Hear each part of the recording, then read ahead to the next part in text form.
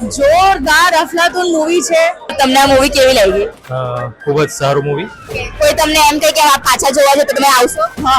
કેમ નહીં આવે, ચોક્કસ. સો સર લાઈક તમે આ મૂવી માટે તમારો ફેવરેટ કેરેક્ટર કયો હતો?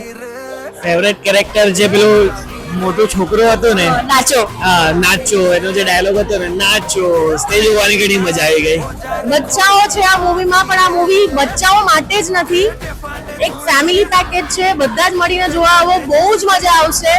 બહુ જ ફની છે અને બહુ જ સારો એક મેસેજ પણ છે.